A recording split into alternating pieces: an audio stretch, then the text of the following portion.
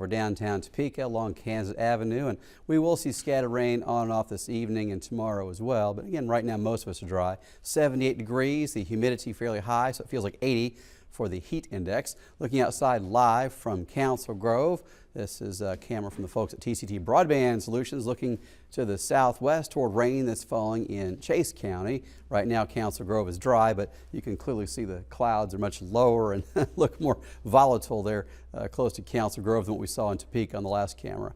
It's still 87 degrees over in Kansas City, so that's kind of the last of this hot air mass we've seen the last couple of days, as Topeka and Concordia, really all of northeast Kansas, are in the upper 70s to near 80 degrees at this time. And as the rain moves in, it will continue to bring our temperatures down.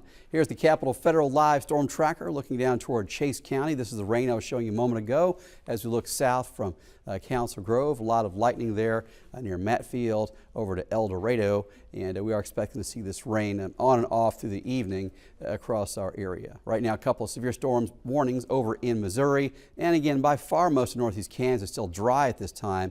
We will see the more widespread rain settling in tonight after midnight, and another round of heavy rain likely tomorrow in the afternoon and evening. On Supercast, not impressive the next several hours, but after midnight, here comes this batch of very heavy rain.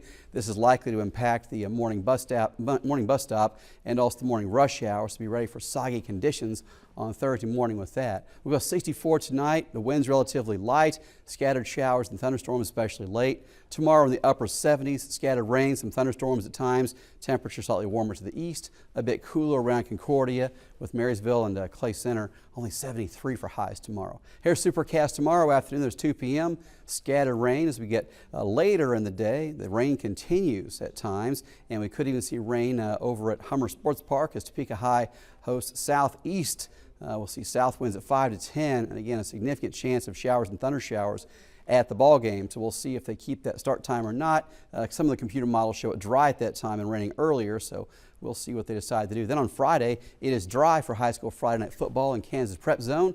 You can see all the highlights on 13 News at 10, of course, for KPZ, with temperatures comfortable all throughout those games, and dry weather for Friday for everything. 8-day forecast brings more rain in on Saturday, and the first day of fall is Monday. Melissa. A lot of things